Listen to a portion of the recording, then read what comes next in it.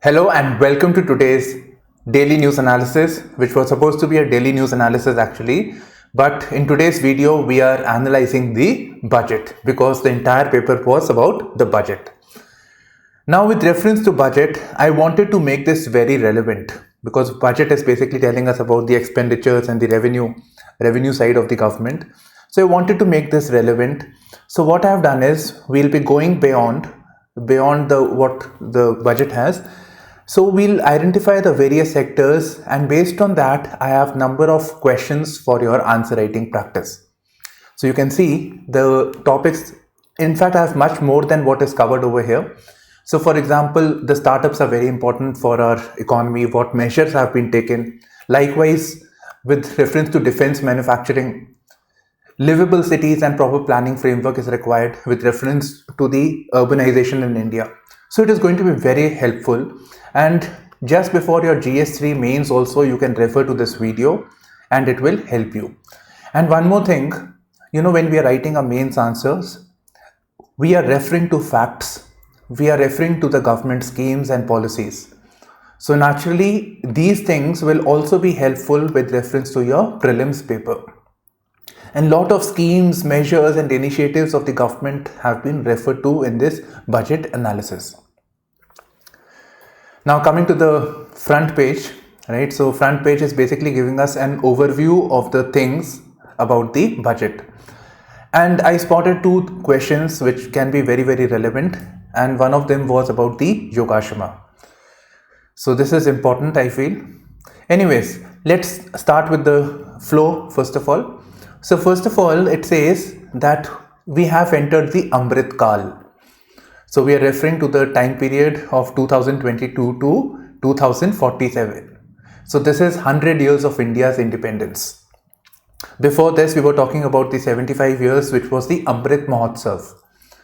So particularly speaking, I don't really find this very significant, but yes, there is one thing that it says it is setting a roadmap for the next 25 years, right? So this 2022 is the Amrit Mahotsav.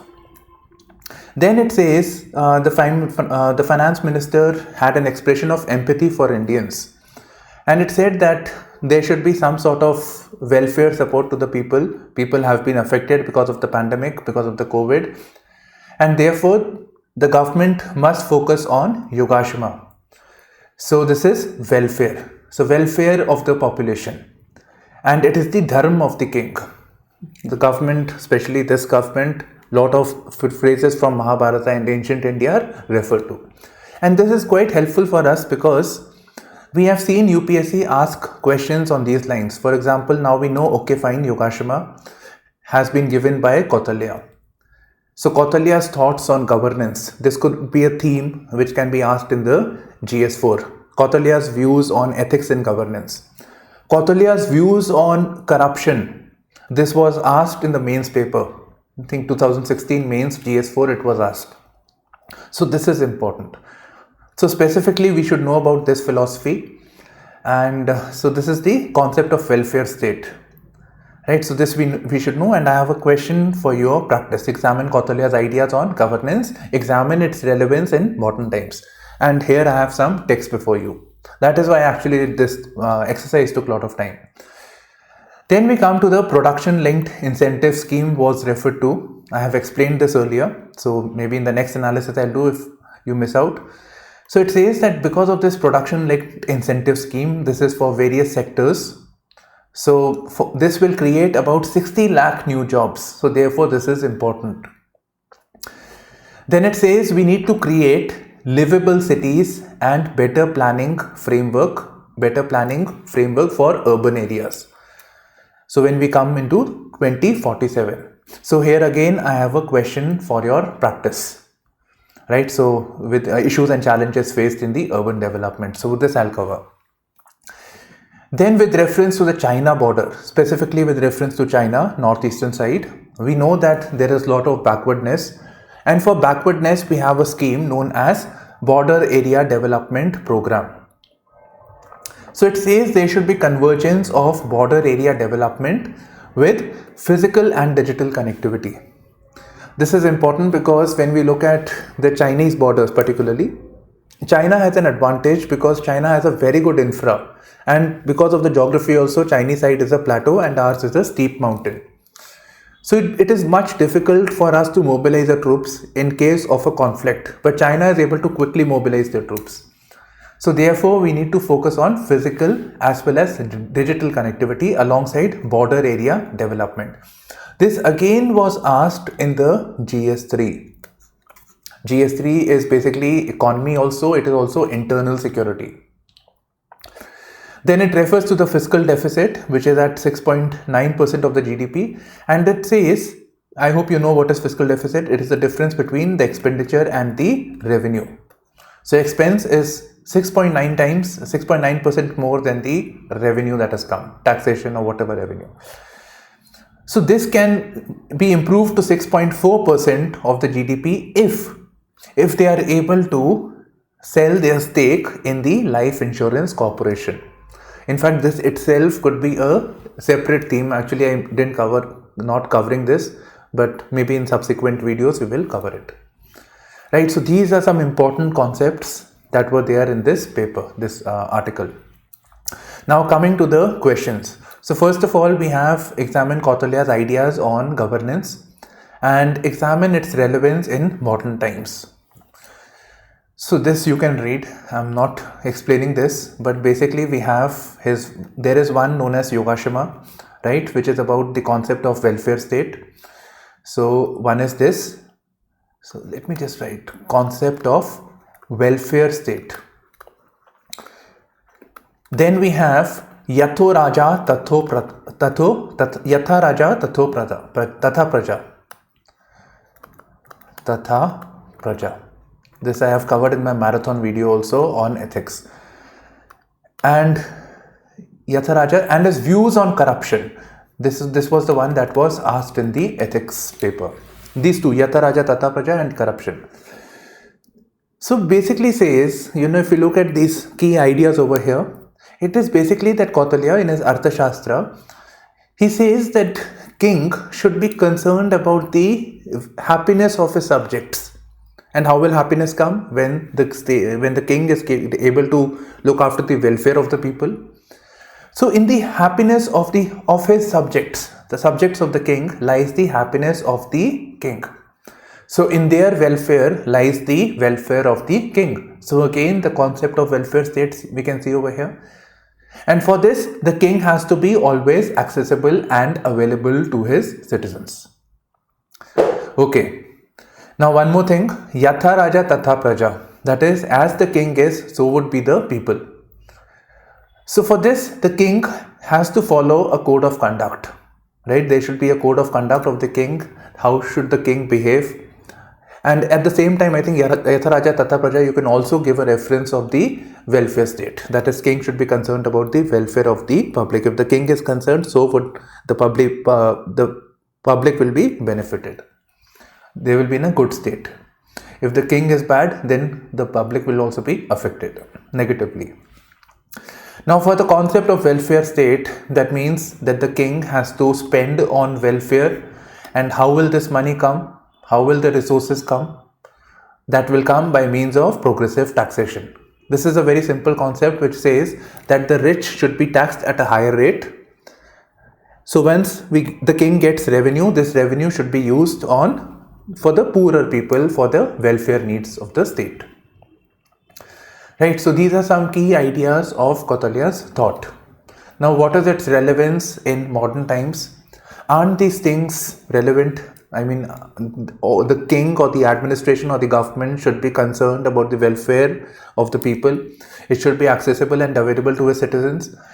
Even today we are looking at e-governance, we are looking at participative governance, right? We are looking at progressive taxation. So these things are still relevant. It is always going to be relevant. Yeah, his views on corruption. See, he says that corruption is inevitable. You cannot stop a fish. He compared the corruption with basically a government official as a fish who is in water. So you cannot stop the fish from drinking the water. Likewise, you cannot stop the government person to engage in indulgent corruption. It may happen. But for this, it can be stopped by Sam, Dam, Dand, Bhed. So this is what he had advocated. That is how corruption can be stopped. Now this entire thing is into my ethics video, the contributions of moral thinkers and philosophers. It is time stamped. It is an 8-hour video. Okay, coming to the next aspect, there has been an emphasis on creating livable cities and better planning framework in the recent budget. It is there, yes, and we have seen questions where such expressions, such statements have been used. So substantiate in reference to the issues and challenges faced in urban development. Right. So we need to create livable cities and better planning framework. You have to explain why. Why is this emphasis? Why is this priority? So one thing over here we have, this is a mind map, I keep doing all this. So we have this, that at present in 2011, according to the census, 34% of our population is in urban areas. This will increase to about 50%.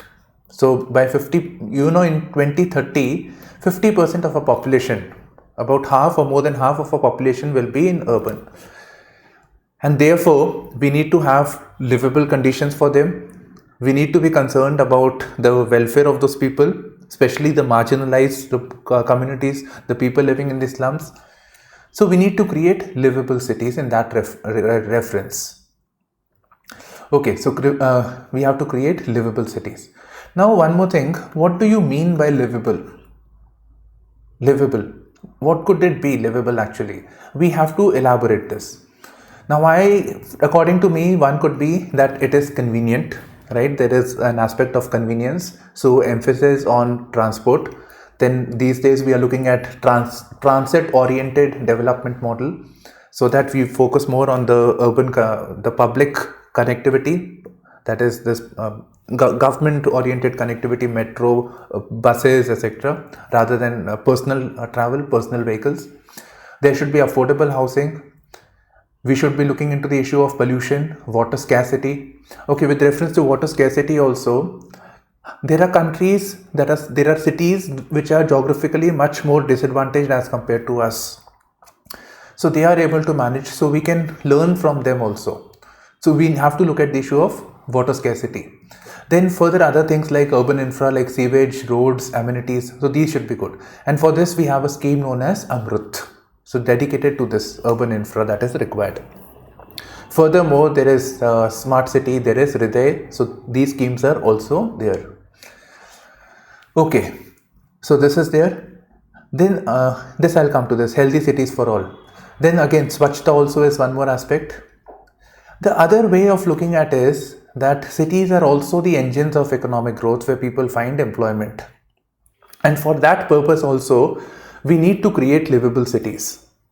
So, like imagine Bangalore. People came to Bangalore and IT cities came over there altogether. IT companies came all together. Because the city was very pleasant. It had an environment. So people, cosmopolitan culture. So it drew people. So if there is good infra, if there are good conditions, then it will draw people. It will attract investment. Then this is the place where people are working. So therefore it is also an engine of economic growth. About it is contributing around 50% of our GDP, and we are saying that we need to focus on the productivity of our cities. So by 2030 this should increase to 70%. That is the target. I got this from Ministry of Urban Development.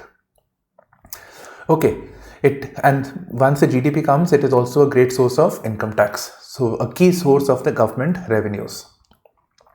Right, so these are certain things that because of which we have to have these livable cities.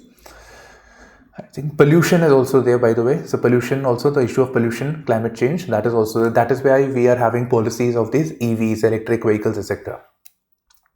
Okay, so we substantiated in reference to issues and challenges faced in urban development. Okay, now comes the next aspect, that is better planning framework is needed.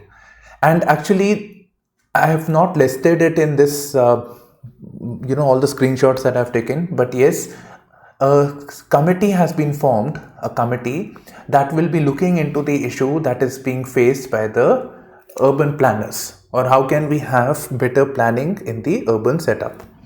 Now I jotted down some points And I also referred to some Niti Aayog document that is known as the Reforms in Urban Planning Capacity. Right, so this I refer to, and I believe this committee will also borrow the same points. We also do it, look here and there, right? They will take the stakeholders, but their views will be more or less similar. Okay, so one issue is that is of the 4Fs framework, and this was again asked in the mains paper, this mains 2021, and it was 3Fs, not 4Fs. So 3Fs are basically functions, that is the things that in which the urban government can function, the subject matters that have been allocated from the state to the urban local bodies. So that is there. So we have the functions, we have funding, so financial aspect, so money is required for executing your work, as well as functionaries. So we have a shortcoming in this reference, we have this problem. So broadly, we alone can explain this from this, that we need to improve this. Anyways, now Niti Aayog has advocated that we need to create 500 healthy cities program. So there are so many cities, it says that we can prioritize particular cities and we need to develop them. Now naturally we are also looking at tier 2, tier 3 cities, because tier 1 is again getting very, very congested also in that way. They are again well developed also. So tier 2 and tier 3 cities. We need to focus on improving the quality of HR, that is functionaries. Then re-engineering of urban governance, reforming the urban governance. Then revision of town and country planning acts. Now I'll come to this.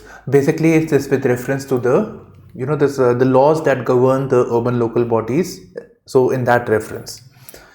Then enhance the contribution of the private sector, as well as we need to involve citizens in planning activities. So participative governance also, you can say this. Now there is one more thing that needs to be mentioned, and this is very important. There was a letter that was given, this is long back, there was a letter that was given by the Secretary of Home Affairs, or Secretary of the Urban Development. So this letter had been given to the states, where it said that there are number of census towns that are coming up. So for that, the states have to create a law. They have to convert these census towns into statutory towns. Now I have to explain this two concepts: statutory towns and census town, and this is very important. See, the place most likely wherever you are staying, right? These are statutory towns. Statutory towns is that by means of a law, the state government has established urban local bodies. So statutory, by means of a law. So there are urban local bodies, or there are municipalities. So these are better equipped to deal with the governance side of the place, of the city. Then there is census town. Census towns are basically those areas which do not have the statutory framework. They do not have a proper urban local bodies. They were essentially rural bodies, but over the course of time, by the definition of census, they are urban in their nature. For example, it says there is a criteria for definition of census town that this particular place should have a population of at least 5,000 people, and 75% of male population's main occupation should be non-agricultural activities. So we associate rural India with the agriculture activities. So here it should be non-agricultural activities, and it should have a high population density. These are all traits of all your towns, that wherever you live. So these are census towns. So the secretary had said, and this is very important, that see, we are having the census towns. These are developing. These were rural areas, but for some reason people have moved away from agriculture. There is the population density is increasing. So it is good time to have creation of municipalities, so that proper planning and other things take place. So if we do not do this, we will have unplanned cities. So we should do it on priority basis. And with reference to this also, you can look at the statement that creating livable cities and better planning framework. We should also include the census towns in this, because if we will miss the bus otherwise. So revision of Town and Country Planning Act. So in that reference you can read it. Anyways, you can just Google this and type next to it the PIB, you will find the document. Okay, next, 5G services to roll out in fiscal year 23. And let me tell you, they don't know anything about it, the 5G services. So what spectrum will be there, right? What spectrum would be there? What are the specifications? That has not been decided. So that will be decided by TRAI. TRAI will tell it to the government, and thereon auctions etc. will take place. So it will roll out in fiscal year 23. Now it says that it will enable growth and offer job opportunities. Maybe. So when with connectivity that is there, so maybe it will have greater potential to increase growth. Especially it will help bring in rural India into the ambit. In our country, we have a big digital divide. So wherever we do not have this broadband connectivity and also if we have 5G and if it is at an affordable rate, it will bring in more and more population. So more participation can take place in economic activities. I correlate that way. Okay, so we have TRAI now. So what is TRAI? TRAI is basically a statutory body. It is created by an act of the parliament. And its purpose is to regulate the telecom sector. Okay. Next, it tells us about something known as Universal Service Obligation Fund. So this was a fund which was created, when you are buying this telecom services. So the revenue that the telecom companies get of this 5% of something known as annual collections, 5% is taken from these companies by the government. And this money is parked in a fund known as Universal Service Obligation Fund, and this is used to bring more areas into the digital framework. More telecom infra or this wiring work, broadband work is done, particularly in the rural India. Now this Universal Service Obligation Fund was also given statutory status by the Indian Telegraph Act 2003. So all of this is actually very, very important from prelims perspective. Okay, now we have certain things. I have a past year question. What is the meaning of the term tax expenditure? You read this by yourself, right? I basically wanted to share how budget based questions are also asked. Okay, we'll go with this order. So first of all, there is a reference of this virtual digital asset. We are basically looking at the bitcoins. So it says that people earn profits out of that. When people earn profit or revenue out of it, that revenue will be taxed at 30%. And if somebody has made a loss, if people trade in bitcoins, then it's quite natural that if they make profit, there is a possibility of a loss. So in the case of a loss, they cannot offset this loss by seeking income tax exemption that see we had a loss, so that cannot be done. Right, so 30% is quite a big number, by the way. Okay, then we have that the tax collection that has taken place, that is tax revenue that has come. So it is the highest in the last 10 years. So if we look on the year-on-year basis, so we see a 65% hike. Now nothing to be happy about, I'll explain why. But the source is very important. The source is Office of the Controller General of Accounts. So this department has said, and I wanted to elaborate this from prelims perspective. So basically the accounts that are created, the accounts, right? The whatever credit, debit, the balance sheet, all those things. Earlier it was being prepared by the CAG, Comptroller, Auditor and General. So both for union government as well as the state governments. So this was being done by the CAG. So they created the reports. At the same time, they audited the reports also. So they prepared accounts as well as audited. Now eventually for union, not for the states, for union, the accounts are now being prepared by the Office of the Controller General of Accounts. So accounts is prepared by this body and not CAG. CAG now just audits. But with reference to the states, it is still being done by the CAG. Okay. Next comes Finance Minister retains tax slabs, allows updated returns. So basically nothing has happened with reference to the people who are paying income tax. So no relief. Now this line is very important. The Finance Minister has said that, see, we are not changing anything, but our focus is on simplifying the tax system and promote voluntary compliance by taxpayers and reduce litigation. So in a way, we are looking at the concerns with reference to tax terrorism. So it is basically giving the people some additional time, up to 2 years, to update their returns. So if they had more income but they didn't declare it, so they can update it.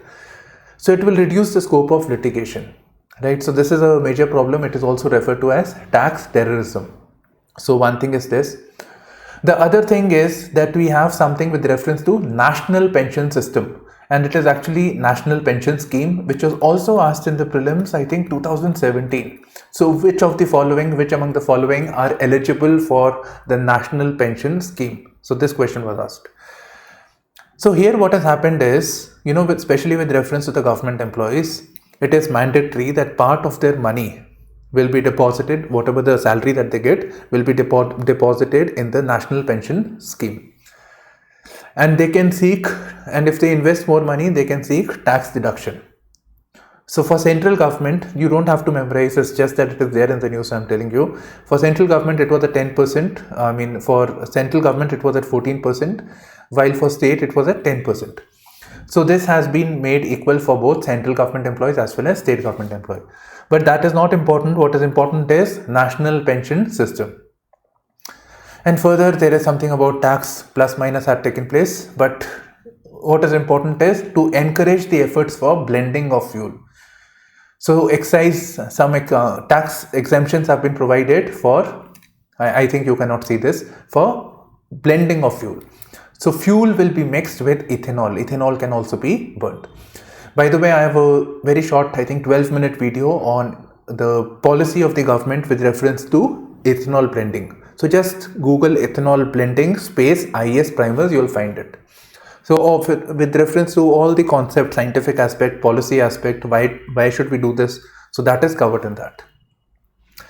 Now, since I have asked a question over here, this is a past year question and I have written this reference only. But let me explain this term tax expenditure. So it says, what is the meaning of the term tax expenditure? Taking the housing sector as an example. Discuss how it influences the budgetary policies of the government. So tax expenditure, with reference to housing sector. So we know housing sector, with reference to housing sector, there is a lot of emphasis on making the housing affordable, right? So for having this affordable housing, the loans are available at subsidized rates. So some sort of subsidy has been provided. So this is done. Then with reference to this, people can seek tax exemption if they have a loan with reference to housing. So they can seek tax exemption, right? And many other things actually. So with reference to this, you can explain the tax expenditure. First, you have to define tax expenditure, then explain this with reference to the housing sector. So what is tax expenditure? It is the money that has been, the revenue that would have been accrued, but because of this subsidy that has been provided, or because of a tax exemption that has been provided, so because of this, the estimated revenue loss, right, it is known as tax expenditure. So it is not really the money that has been spent, it is the estimated revenue loss. And the basic idea is again to provide relief and further a policy goal. For example, the government first of all wants affordable housing. This is a policy. The government wants to give incentive to the construction activity. Construction workers are there, so it is very labor intensive. So this is all a policy goal. So to further a policy goal, it is willing to incur some revenue loss. I hope this concept is clear. Duty tweaks to spur electronics manufacturing. Yeah, please read the question. There has been an emphasis on enabling domestic manufacturing of the high growth electronic items in recent times. Enumerate the policy measures taken, and I've been inspired by this topic over here. Right, that is why I'm saying this is all the more means relevant. It's not just budget. Okay, so with reference to the electronic sector, to promote this high growth electronic items, all of us are consuming it. At least at present, with me right now, 4 or 5 gadgets are there. So this is very people are wanting it. So one is this. Other thing is all of this are imported from China, of course. This is leading to losses in foreign exchange. Right, so we have lot of people who are investing. Lot of people who want, there is a demand for it, and because of this, lot of money of ours is going to the other country. It would be best if we actually start manufacturing the electronics within our country, and our people are benefited. It creates jobs. It increases the GDP. When more economic activity takes place within the geographical boundaries of a country, the GDP increase. And because of this also, the tax to GDP ratio will also improve. Right? So taxation or the revenue will also increase if the GDP increases. So these are the basic reasons for it.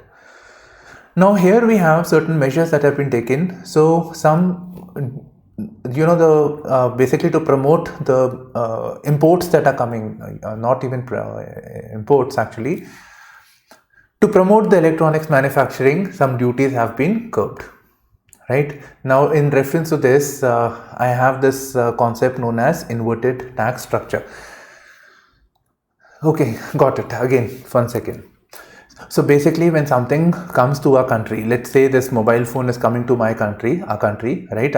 Obviously it's imported. When you buy from the market also, it is still imported. So on that, anything imported, custom duty is imposed. There is a custom duty.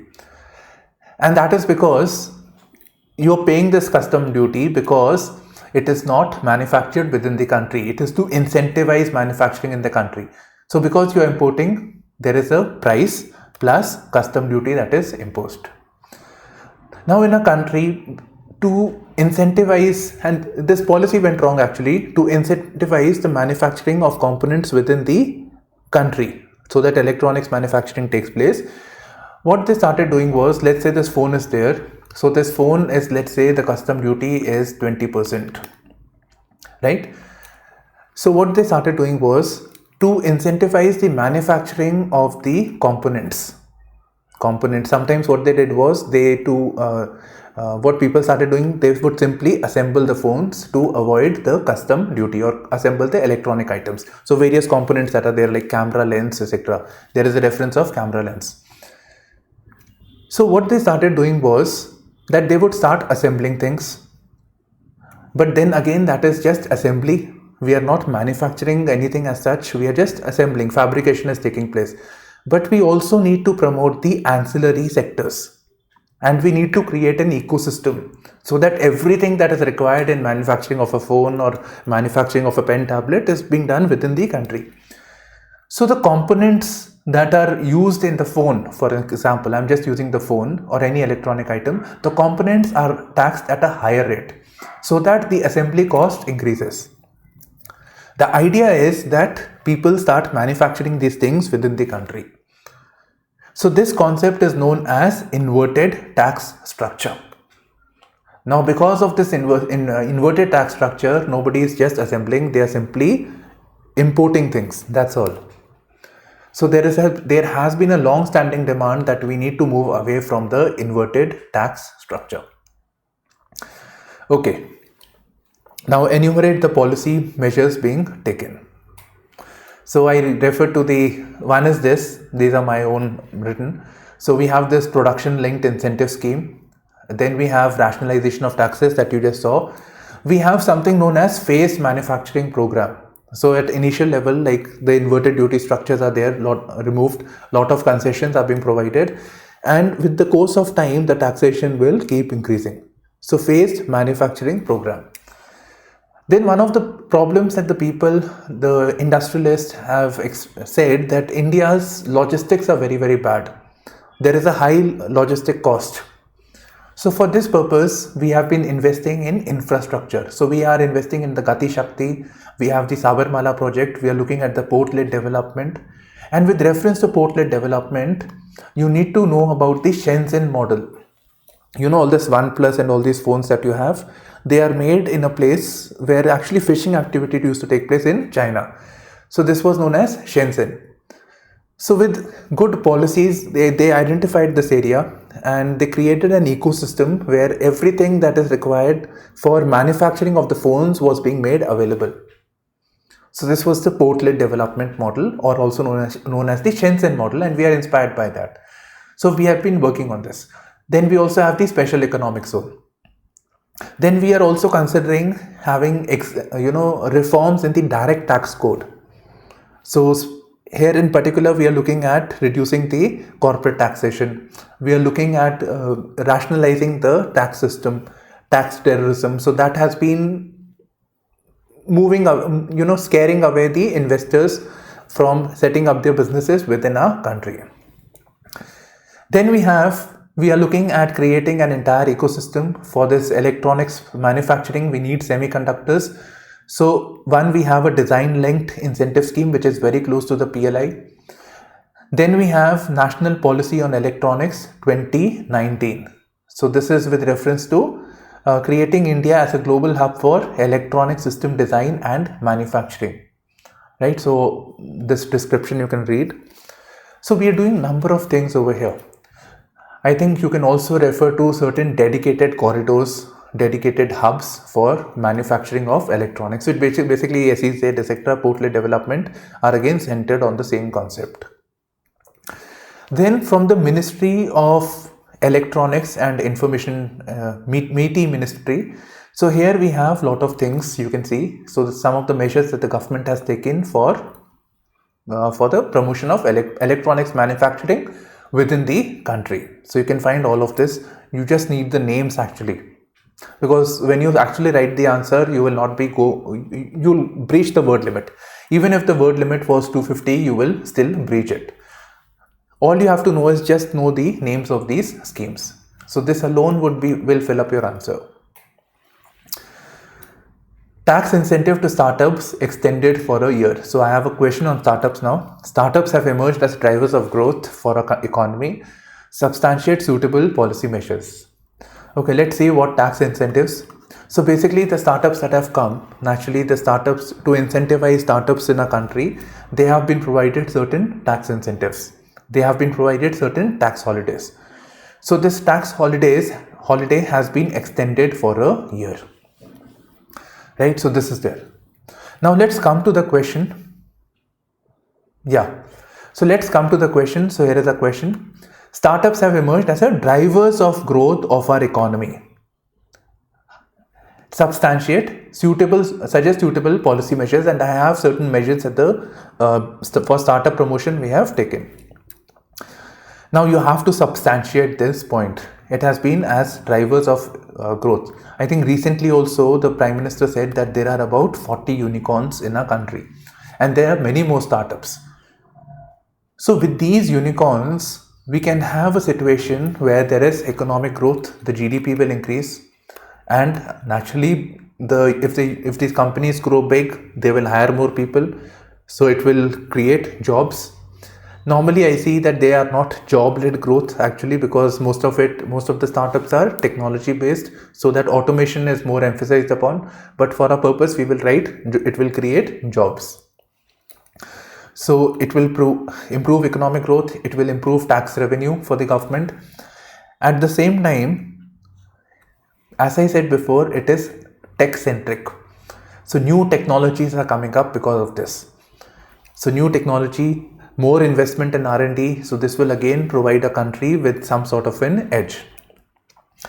And it will also address, there are many startups.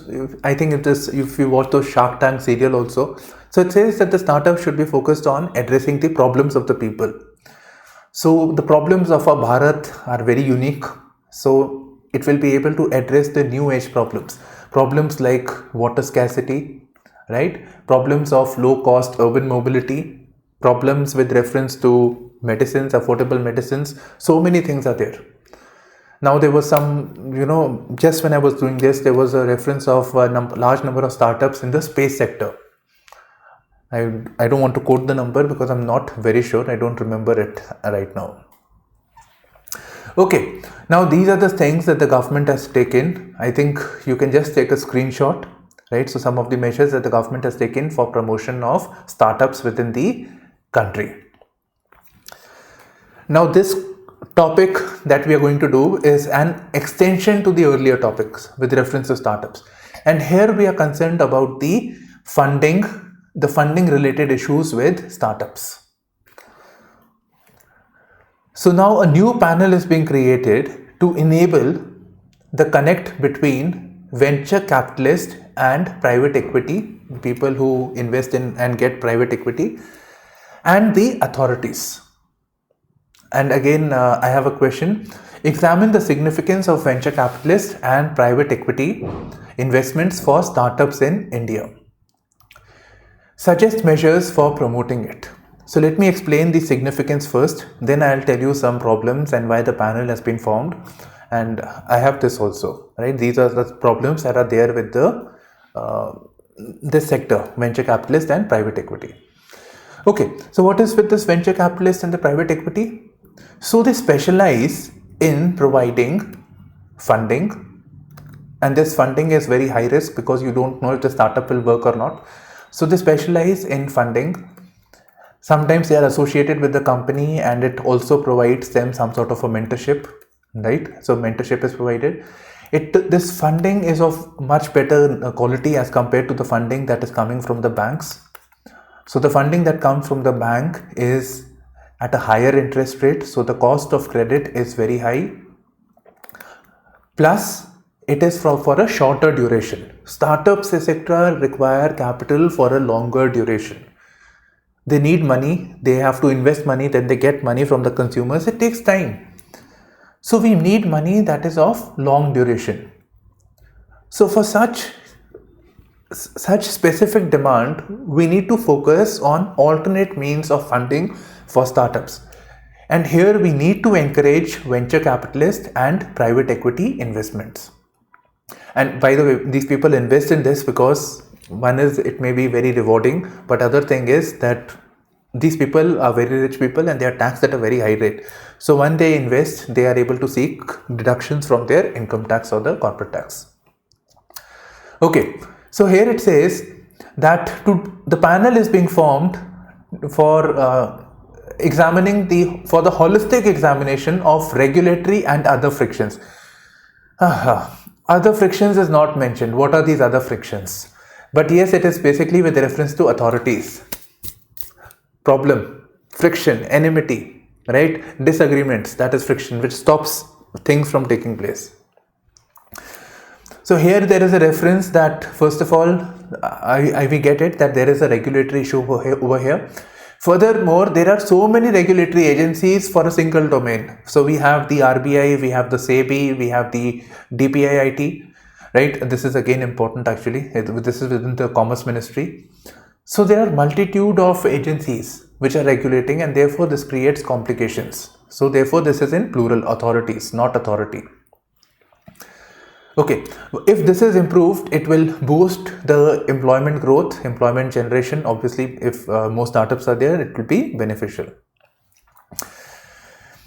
So you will not be able to read all this. Okay, I'll explain this quickly. So first of all, lack of understanding of venture capital in India. This is from Business Standard. Then we have certain provisions of the Indian Companies Act. So this act deals with the intercompany investments and intercompany borrowings. So the restrictions prevent venture capital companies from investing in new companies. So this is a problem. Then unfavorable tax for venture capital companies. See, you are investing, venture capital companies are investing, they are taking a risk. These are high risk investments.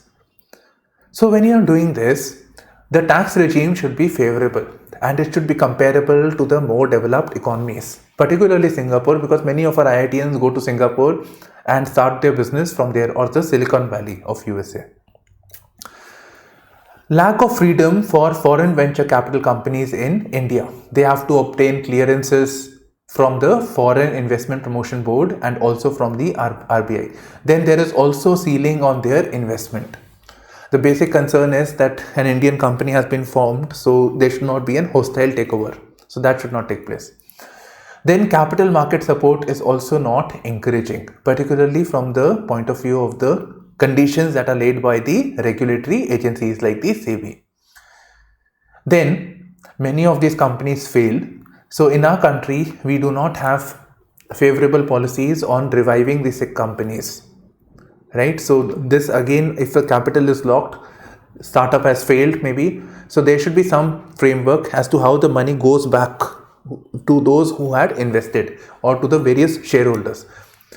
So we are very poor in this arrangement, in reviving it, and as well as when the company is liquidated, then also. So this is a problem. Defense outlay witnesses marginal increase. And what I have drawn attention to me is this part, steps to boost domestic manufacturing. And sometime back, again, not very sure, I think 2016 mains, the question was asked about the liberalization in the FDI policy and how will it affect defense manufacturing. So this question that I have is with reference to the indigenization of the defense manufacturing, that is more defense manufacturing taking place within the India. We are the second largest importer of defense equipments, defense hardware. So we need to reduce that. So list down some recent measures taken for the same. And again, I'm dependent on the PIB. So here I have the PIB, I highlighted the things. Right, so now you don't have to write general points, very basic points, and basic points are very bad because it robs you from the opportunity of getting good marks. So if you write okay points, you'll get 4 out of 10. But if you write very specific points, you quote that these points are taken from this ministry department, then your chances of getting better marks also, obviously the person has to give you 6 or 7 out of 10 then. So this you need to keep in mind. Okay, so let me just defense outlay witnesses marginal increase.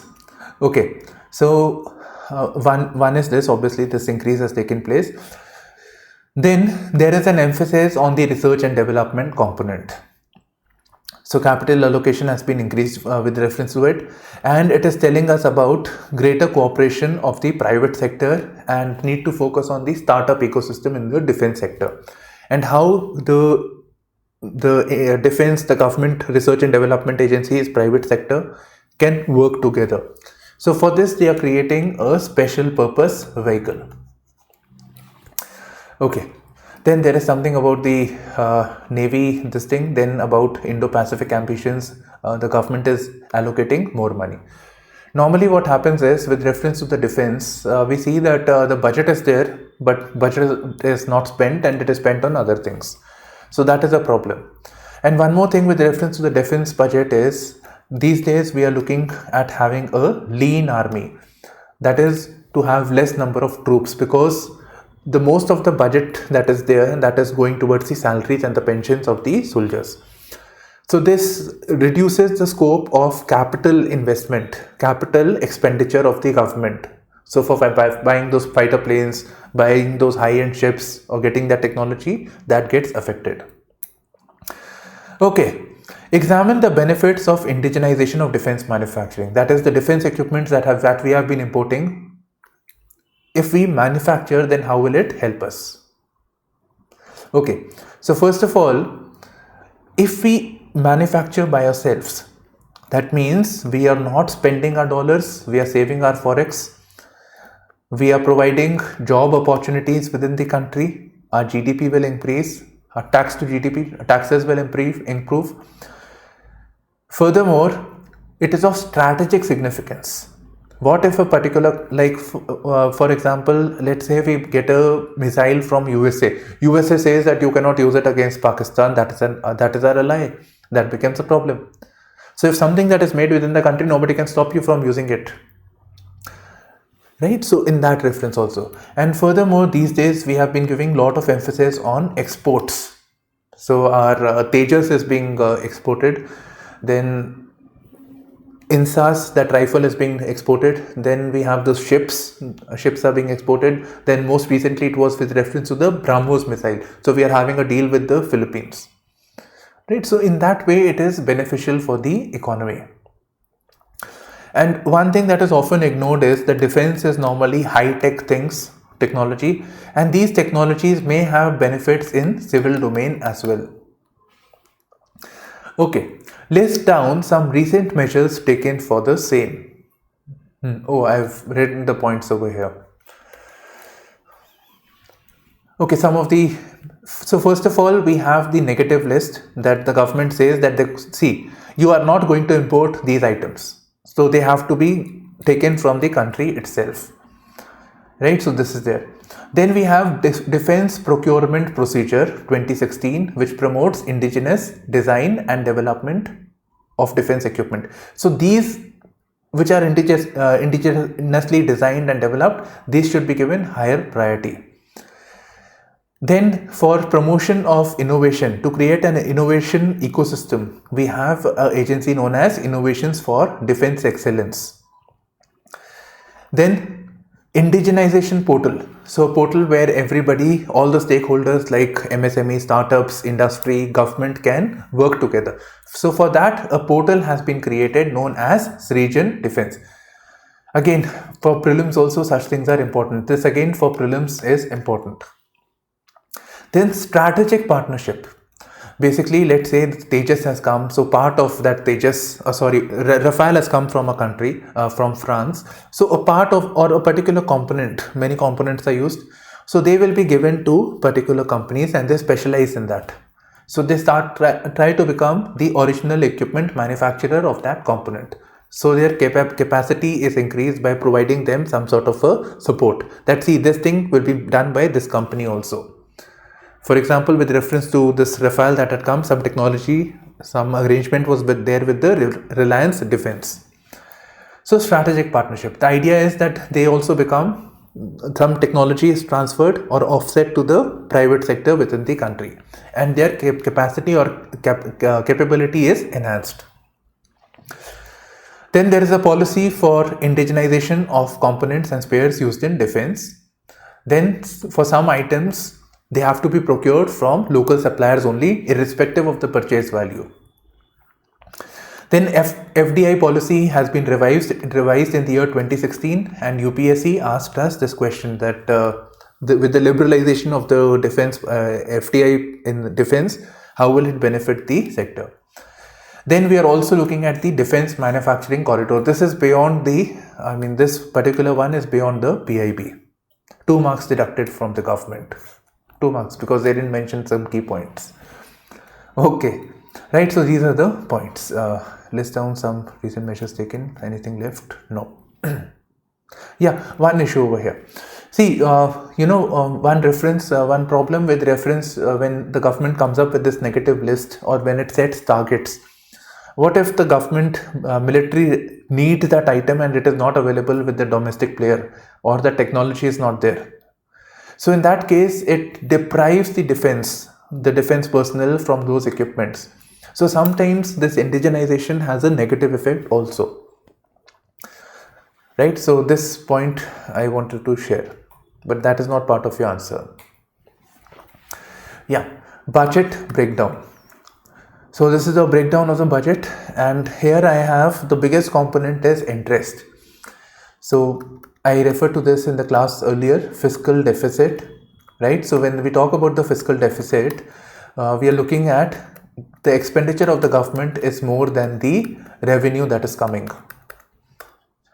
So government is spending more. So now we are at 6.9% of the GDP. So where is the 6.9% GDP coming from? By debt. The government is borrowing this money, and debt comes with principal value plus interest. So this interest has to be paid. Now, as the fiscal deficit keeps increasing, naturally the interest outgo will also keep increasing. And look at the interest component. So this is very, very steep. right? So this is problematic. It is more than the food subsidy bill, defense, you name it. It's very, very humongous. So this needs to come down. And this was told to us by the NK Singh committee report that we need to look at the debt to GDP ratio. This should be at sustainable levels. So NK Singh committee report. It also looked at the issue of the fiscal deficit. It said that the fiscal deficit should be range bound. So reforms in it basically advocated that it should be 3% of the GDP. Right, so it was with reference to the reforms in the fiscal, it was to look into the aspect of Fiscal Responsibility Budget Management Act. So I have told you some additional things actually, and you should refer this now. You should refer to the net and see the things that I told you. Okay, now we have the food subsidy bill. So it is 2,06,831 crores. Tell me if it is 2 trillion. Right, 2 trillion, or I think it is 2 trillion only. My concept of billion trillion is a bit weak, like politicians. Then fertilizer subsidy bill is also mentioned over here. We have the education budget. So all those things are given over here. Health budget has come down. Education budget, marginal increases there. Textiles sector allocation to increase 8.1% for fiscal 21. So some schemes have been given for fiscal 23. So some schemes have been mentioned over here, some initiatives that the government has taken, and there is a reference of Cotton Corporation of India. Now let's come to the question, why is this textile sector so important? And this is from mains perspective. I couldn't find a question on textile, but I feel it is important. A lot of priority is being given. It was also referred to the economic survey of 2015-16. So it is important. I believe that this survey also is not important. It is the one that comes when the new government has come. So 2015, according to me, was the first time when this thing came. For me, that is still more important from the scheme's point of view, from the priority point of view. Okay, so here is the question. Apparel industry model holds key to India's job requirement. Elucidate. Bring out the challenges faced by the textile sector and give suitable suggestions. So I remember actually an article, there was an interview actually by Arvind Panagria. So he was the former vice chair of the Niti Aayog, that is, he was the head after PM Modi.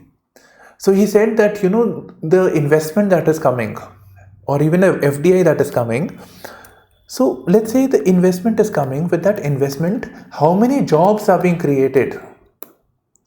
How many jobs are being created? We need to look at that side of things also. We need to focus on the jobs-led growth. Right? So with that investment, let's say you are spending 30,000 crores, a new manufacturing plant, automobile companies coming up, but most of it is automated. So jobs are not being created. So the government should focus on those sectors, prioritize those sectors which create more jobs. And in this reference, one is the textile sector, other is the leather sector. Now leather sector, again, there are other political issues because it is on the height of the dead animals. So that is a problem there. But here again, I am just asking you with reference to the textile sector. So he said that the textile sector, with the same amount of investment, it can create much more jobs. So therefore, this is important. Now it says, and again, apparel industry model is something, I think the Bangladesh growth story, it has been doing much better than us actually in the recent times.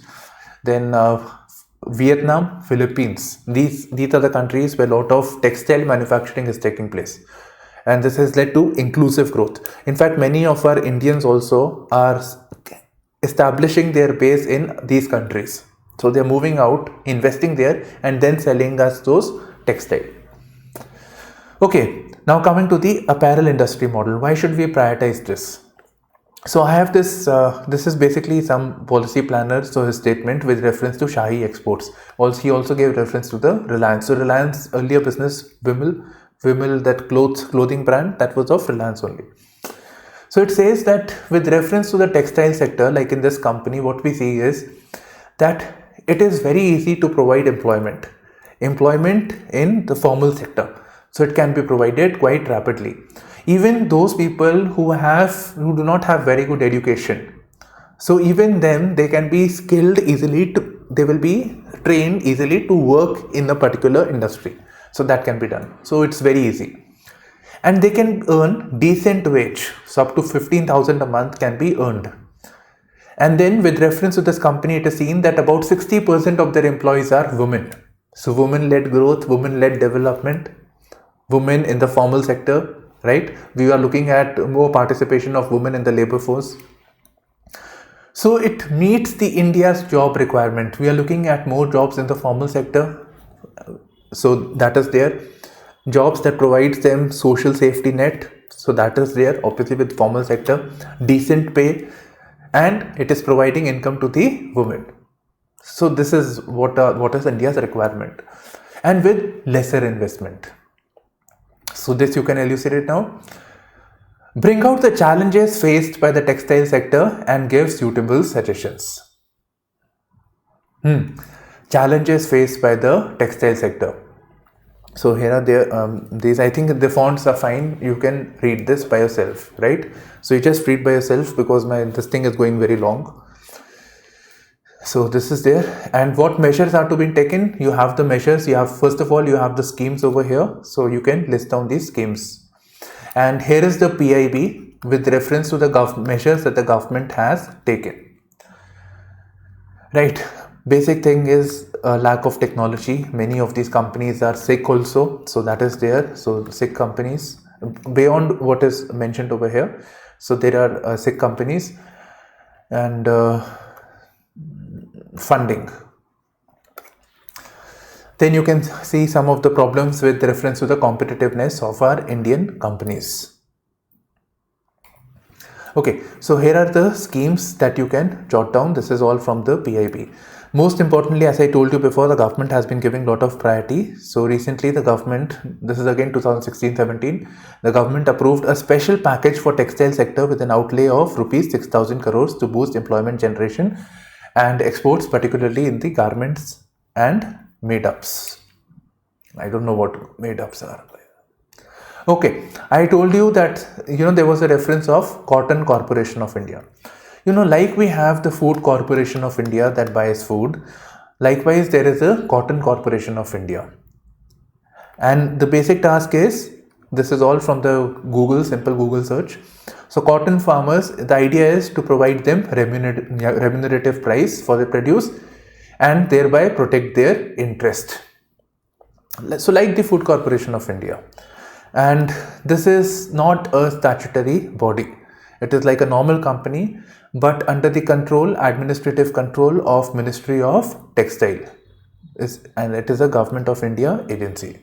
It is a public sector agency responsible for equitable distribution of cotton amongst the different constituents of the industry and aid imports of cotton. So imports also, farmers also. Right, this is done. Battery swapping policy on EVIL. Right, so that means this policy is being made. I'll briefly explain this, right, battery swapping policy. So basically we are moving towards EV. And with EVs like the Tata Nexon and all these cars that have come, these are based on this lithium ion, right? There is a problem of charging infra. Then these batteries take a long time to charge also. We are used to this petrol pump system where we just go fill it up and leave. So it doesn't take time. So with reference to India's concern, where we are looking at so many automobiles, plus we don't have these minerals also, there is this approach that the government is considering, that is the battery swapping policy. So like, let's say you have a car, you go to the electric car, you go to the petrol pump. Now there is no petrol pump, so a battery station. So there you go, quickly they will remove the battery. There will be standardized batteries according to the policy. So this is not a new thing actually. So they will remove the battery, they will put a charged battery. Simple.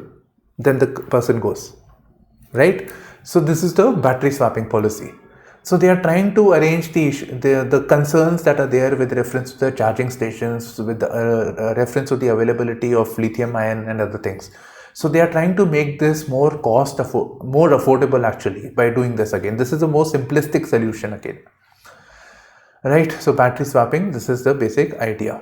When it comes, I'll share it from the point of view of mains also. By the way, there is also something known as aluminum ion. There I have made a video also, on this technology from the point of view of GS3. Just write battery IS primers or aluminum ion, metal ion batteries, so you'll be able to find it. Okay. Now comes green bonds. So green bonds to target carbon neutrality. So government, there is going to be sovereign green bonds. So I think this is important. This is sufficient for me. So just look at the picture over here. The idea is that let's say these companies that are coming, ignore this also. The idea is that there are these companies that, we need this green infrastructure like renewables, like solar manufacturing, solar cell manufacturing, right? Or any of this which is based on the green thing, which is non-polluting. So for this we need funding. We need to create infra. Funding, we need infra. Now with infra also, lot of capital is required, and by the time that revenue accrues out of it, it takes lot of time. So this capital has to be long duration capital, right? It should have a long gestation period. So to address this issue, banks are not good enough for this. So they have come up with sovereign green bonds. So government will be issuing, that is why sovereign green bonds. So what it basically implies is that this thing is complicating for me. So let me just draw this again. Let's say the government wants money. The government wants money from whom? Investors. Anybody who wants to invest. So it doesn't concern him how. So the government wants money, basically wants to raise money for what? For infra, for green infra. So for this purpose, it will take money from investors. And to him, it will issue bonds. Bonds are nothing but it is kind of an obligation. Government is acknowledging that, see, I have taken money from you and I will return this back. Right? So this is it. So let's say the face value of this, let's say the government has raised a bond of 100 rupees. Right? Let's say 100 rupees. It could be lakhs and crores, I don't know. But just 100 rupees. So the face value is 100 and they will keep 90 rupees and return 100 rupees whenever that time comes. So it will be given at a discounted rate. Right? So this is the basic idea of the bonds. So it's basically the bond is an obligation. It's like a piece of paper which is an acknowledgement that the investor will be paid back. Okay, so naturally, this is the basic benefit. It will help achieve the net zero goal, net zero emissions by 2070. For that we need capital, and for that we have green bonds. So this has been welcomed by the analyst, various people. Okay, with reference to green bonds, by the way, we have some more thing known as masala bonds. Then there is something known as dim sum bonds. So this is a separate concept, but this is with reference to something known as rupee denominated bonds. So when we have to borrow money from outsider. So with reference to that, when somebody in India wants to raise capital from someone outside, so for that there are masala bonds. And somebody from China wants to do it, so dim sum bonds. So these things are there, named after dishes, etc. Okay, digital rupee to arrive in new fiscal to use blockchain technology. And I'm not explaining this because I have a video. So digital rupee, right? So digital rupee, every single aspect has been explained, and also what China is doing. So our policy, everything is covered over here. Right, so this is also done. 16% hike in healthcare sector, and so hike has been done given the COVID situation, but we see that actual outlay is still equal to the last year's actual spend. So nothing much. Then we have experts welcome boost to the mental health care sector. Now, two things. One, we have this with reference to healthcare, we have a national healthcare policy, and with reference to mental health also, we have this mental healthcare policy. So this had come. So this you refer, I have not covered this. So mental healthcare policy, this has been given focus. So with this, and I think one more thing is there, we have a policy on dementia, right? People who have Alzheimer's and this thing, we need to have a policy on dementia. This is again one more thing that needs to be covered. Job creation gets fresh impetus, push for promotion of drones. Okay, I have a video on a policy of drones also. So drones through startups. Then task force to give direction to animation and gaming sectors, and Ayush Ministry receives certain fiscal incentive. So more budgetary allocation for Ayush Ministry, alternate means of medicine. Okay, now coming to the rural sector. So one thing is that there is a reference of use of Kisan drones. So use of Kisan drones. So this will cover here. So this has been referred to. Then with reference, when we look at the farm budget, the money that is being spent, a lot of money is being spent on the PM Kisan scheme. And what is PM Kisan scheme? PM Kisan scheme is a good scheme which provides some sort of capital, 6,000 rupees capital it provides in a year to a farmer, so that some direct support is being provided, so that the farmer can use this money for some input cost, whatever the input cost is there. For that purpose, it receives the money, and there is no obligation to return it. It is kind of an income to the farmer. Only problem with this scheme is that it is based on land holding. And the scheme was based on a scheme in Telangana known as Ritu Bandhu scheme. And I believe the schemes of the state governments are better than the PM Kisan scheme. Then with reference to Odisha, there is Kalia scheme. So Kalia is again same, where the budgetary allocation is more and the land holding requirement is not there, because large number of people are landless farmers.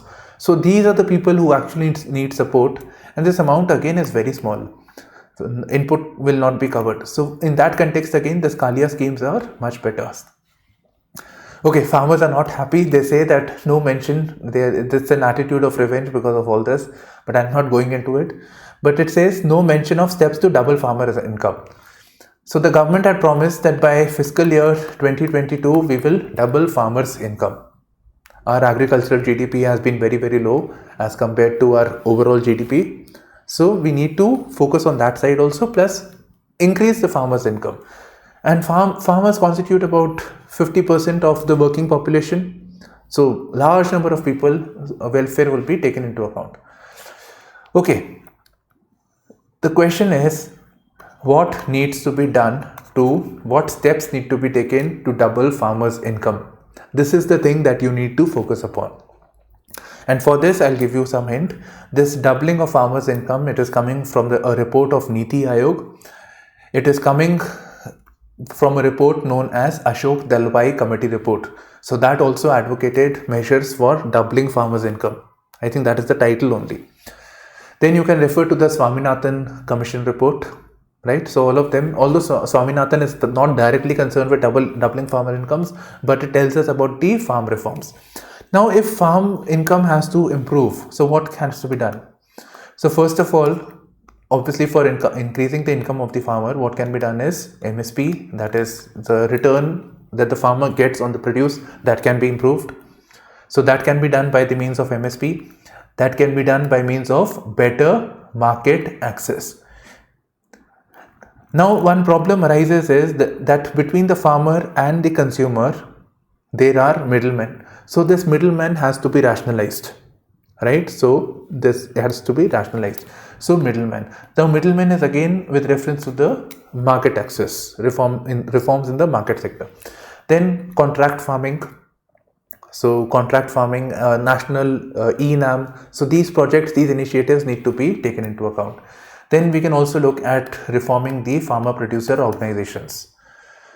Then providing them warehouse receipts. So number of things can be done.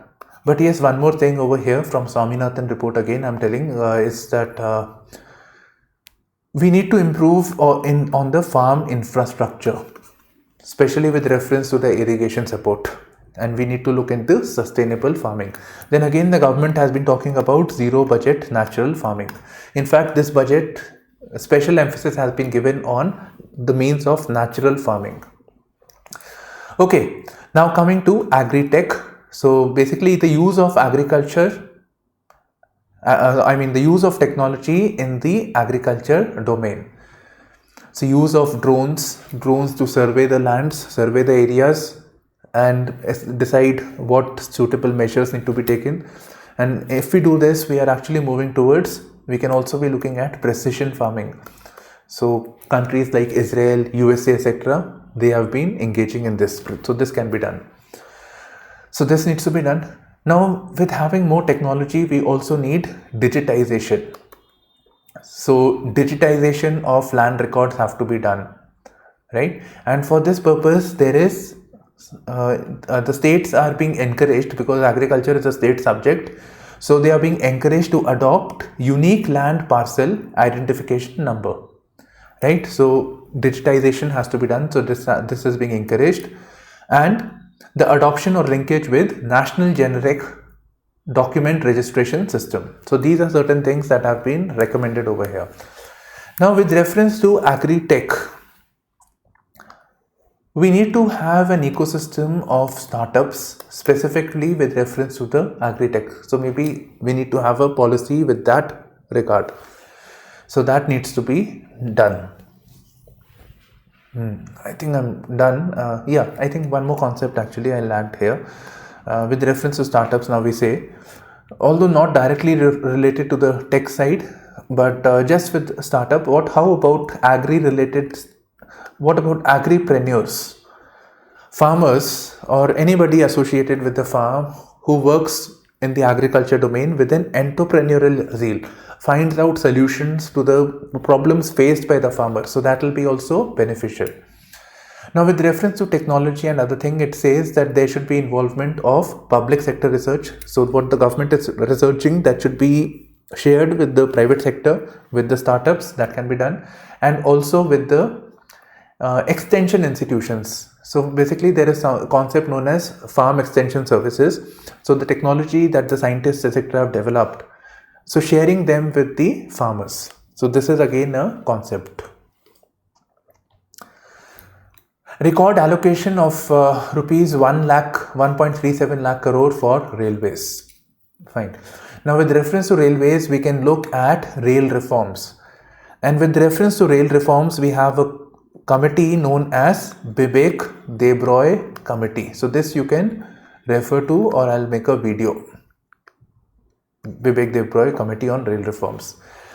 And it talked about improving the operating ratio, that is the railways is going into losses. So that needs to be improved. Now it says that our railway minister had said that we are moving towards 98% operating ratio. That is how much money it spends to earn a rupee. Right? So this thing. So it is looking at 98%. That means for 1 rupee spent, 0.9 it is earned, which is very good if they're able to do it. But we all know the quantum of losses that the railways make. Okay, and that is also because railways are also engaged in the welfare component. It is a public sector company and not a profit-oriented, profit-centric company. Okay, then we have to look at rail safety. So for rail safety, we need to modernize the rail infrastructure, right? We need to look at the new design of the coaches also, how we can do it, or use of adoption of technology, so that anti-collision technology, something like that. Now here there is a reference of Kavach, an indigenous technology developed for safety. If I'm not wrong, it is with reference to anti-collision. Okay, this is there. Then more private sector participation. So here again it says that the railways commence involving private sector in meaningful and phased manner. So this has to be done so that it is win-win to all stakeholders. This is basically because with reference to privatization, whenever this thing is there is a hartal, there is a strike, because people who are working in railways are not very happy with this. And if we want to move towards cleaner rail transportation, we have to look at the electrification of the rail network. Okay, so this is there. Then there is this initiative being referred to as one station, one product. So rails, what do rails do? Rails, one is people are traveling through rails, but more importantly, we need to have dedicated freight corridors. We need to have these corridors which are for logistical movement of freight and goods. So for this it says that we will be creating 100 Pradhan Mantri Gati Shakti cargo terminals. This PM really confused me. I thought it is 100. So Pradhan Mantri Gati Shakti cargo terminals, multimodal. So they will be created, and multimodal, right? Rail, road, ship, everything that comes here. And there will be one station, one product. That is, the idea is that a particular locality will be promoted, like one station will be promoted as the manufacturer or as an expert in a particular commodity. Like we know that, okay, this place is good for mangoes, this place like Agra is good, known for its shoes or petha, right? So one station, one product. So that idea is also being looked into. Finance Minister moots rupees 19,500 crore push for solar manufacturing. Okay. So with reference to the Glasgow commitment, the government, the climate change commitment, so Glasgow was the most recent. So the government had said that we will have net zero carbon emissions by 2070, net zero. A very, very long time actually. They wanted much sooner than this. So, and if we want to do this, so particularly we have to depend on obviously renewable energy, and within renewable energy we have to depend on solar cells, solar panels. Now most of it that is coming to us, even the Ministry of Power is actually keen on importing it because it is very cheap. It is coming from China, so it's very, very cheap. So that because of that, the cost of electricity also comes down. But we have to, at the end of it, we have to manufacture this within our country and not just assemble. These days we just assembling things. Even if it is being made in a country, we are assembling, they are coming into country, we are just assembling it and selling it. So the cost automatically increases because of that. So now we're looking at creating an infra where we are manufacturing solar cells. And by this I mean not just assembly or fabrication, but also making the components within the country. And the solar manufacturing is also part of our production linked incentive scheme. And remember, we also have, these things also require semiconductor, so we also have design linked incentive scheme. So naturally, when more solar manufacturing is taking place, it will create huge job opportunities and it will take the country towards a sustainable path. Now here is an expert who says furthermore things, that we now need the power of government incentives. So people who want things, who have an interest in the particular area. So we need government incentives. We need aggregation and de-risking for clean energy. And we need standards of low carbon materials. We need to focus on skilling for battery recycling. Eventually these things will go bad. We need to have skills to recycle those things. Right, and so this should be done for our green infrastructure projects. Now this you can correlate with the green bonds as well. Now with reference to the solar manufacturing, we also have the National Solar Mission. So there is something known as National Action Plan on Climate Change, in which there are 8 plans. So within that there is National Solar Mission. Right, so within that there is National Solar Mission, which is oriented towards making India the hub for solar manufacturing and having more of the solar panels, solar based electricity within the country. Government proposes new SEZ law. So first of all, what is this special economic zone? And I have a question that was asked in 2015 also. Okay, so first of all, what is an SEZ? So SEZ is basically an area within the country, let's say area within India itself. So this area is having some special incentives. So when special is said, it means exemptions are being provided, some special treatment is being provided. So they are being treated, this area is being treated as foreign entities. So there are relaxation in terms of taxes, so tax exemptions are being provided. if somebody operates over here. So that is being provided. Then regulations are easier as compared to other parts of the country. So that is the idea, that it becomes attractive, particularly for foreign players to invest in a country, and also for those people who want to export. So special economic zones, right? So this area will provide them cost competitiveness.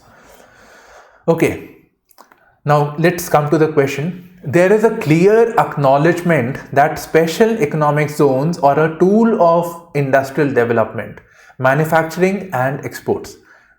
Recognizing this potential, the whole instrumentality of SEZs requires augmentation. Right? Something has to be done, and SEZs have not been very successful. So here is the question. Discuss the issues plaguing the success of SEZs with respect to taxation, governing laws and administration. Very smartly they have said that SEZ is not doing well, and what are the issues, and it has also given us some hints with reference to taxation, governing laws and administration. Right, so this is how the question is asked. And why am one is I'm referring that, see, this is how a question is asked. But other thing is that the government proposes a new law on SEZ. It is mentioned in the budget. From budget also there are so many things, but it has come into the news also. So that means this is a more important topic, and therefore there is going to be a lot more deliberation, and therefore more important for GS3. So I'm making some shortcuts now, right? So SEZ spoilers, 3 factors that have spoiled SEZs in our country. So withdrawal of some taxation related issues, dividend distribution tax, minimum alternate tax, absence of complementary infra. So you have SEZs within the country, but let's say, and there is an SEZ for electronics manufacturing, but we need good logistics also. We need good port connectivity also in a country. It takes a lot of time for a ship to come and then go back, because a lot of official works are there, a lot of paperwork is there, so that hampers. Further, our infrastructure of ports are also not very good. In fact, there was somebody who said that, imagine India and UK. So there's somebody who said that it takes more money to get something out of India. So something manufactured in India, to get it outside of India, as moving something from Bombay to London. So you can imagine the degree of problem that is there. Then the problems with land acquisition, right? So these are the things over here, and there are some investments and employment generation. Some facts are mentioned over here. So this is taken from the sezindia.nic.in. So all the government data is there. And again you can refer to the lack of support from the states, right? So this is taxation also, governing laws is also covered, administration is also covered. Now let me just briefly tell you, like, you have just 3 things. So basically the thing is, you explain what is an SEZ, right? You just elaborate the statement. Then you tell us about some problems with reference to SEZ, that it has not gone up to the scale, and then issue the challenges. Now it says discuss, so you can also give the way forward in the conclusion, and this will fill up your 250 or 150 words, however the word limit is. Health cost rise, allocation dips. Health and with reference to the income tax also, I forgot to mention this. So with this tax slabs have not been changed because inflation is there. So a lot of people had been affected by this pandemic also. Hospitalization took place. So some sort of concession had to be provided. So therefore that was disappointing, according to the analyst, which I also feel. Okay. So here is the question. Actually, I'm just moving forward with the question. What are the issues faced by the healthcare sector in India? In this context, examine the rationale to make healthcare a fundamental right. Now, one thing, you will never write FR. I can write it. I'm not writing the exam. So you will write it in full, fundamental right. And likewise, you will not use these things like and, BTW for by the way, like these things you will not do. Okay.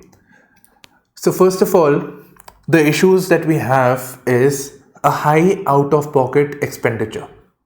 That is we have an high out-of-pocket expenditure. That is, if a patient goes to the hospital, then the health expense that is there, 48% it is coming from the patient. Now this is one of the highest in the world, right? So this again disincentivizes people to access the healthcare sector. Then the limited availability, so this is the high cost that people face. Then limited availability of the healthcare sector. We have a very weak public healthcare infrastructure, so that needs to be improved. So our public healthcare spending has come down. So we were looking at it being increased to 2.5% of the GDP. It is at 1% of the GDP, and I say this based on the national health policy. Then the doctor to population ratio is also low. It is one of the lowest in our country. And then affordability of the medicines, right? So these are certain issues. So in this context, examine the rationale to make healthcare a fundamental right. So if we make healthcare a fundamental right, it creates an obligation on the part of the government to ensure that everybody gets access to healthcare, and it will make healthcare inclusive. So this is based on the rights-based approach to governance. Right? Okay, so here we have basically data with reference to the rising cost, poor coverage of people from insurance, then treatment of infections also, all of this basically amounting to the out-of-pocket expenditure. So we need to invest more, especially with reference to, first of all, the public healthcare infra, because and more people are to be covered into the insurance also. But the problem with insurance is that it's good, but for secondary and tertiary care where hospitalization is taking place. But for primary health care, like if you have fever and other things, so for that you have to still spend money. So if we have good public health care infra, then government hospitals are free or at a very nominal cost, so that will be beneficial. The government has devised various new initiatives on health sector. So there are some schemes that the government has taken, lot of schemes actually, lot of measures that the government have taken. Now I'll just elaborate the Ayushman Bharat, which is not mentioned here. So Ayushman Bharat, and so this is Ayushman Bharat, it's an umbrella scheme under which we have an insurance component. So Jan Arogya Yojana, this is about insurance to the secondary and tertiary care. Then there is something to do with health infra, Ayushman Bharat Health Infrastructure Mission, something like that. So health infra. So this is to do with creation of better healthcare infrastructure within the country, naturally. So something like aims like institutions, better secondary and tertiary care hospitals, so for that. Now with reference to this, there was a scheme earlier known as Pradhan Mantri Swasthya Suraksha Yojana. Right, so Jan Arogya Yojana, healthcare, and now most recently we have the Digital Health Mission. So again, Ayushman Bharat Digital Health Mission. So whenever a patient goes, so all the data will be collected, so that will create an inventory. So wherever if a person goes from one doctor to the other also, that record will be there. So that will make the healthcare more effective and efficient. Okay, so here we have certain things, so you can just refer them, and yeah, you just refer them by yourself actually. So prelims.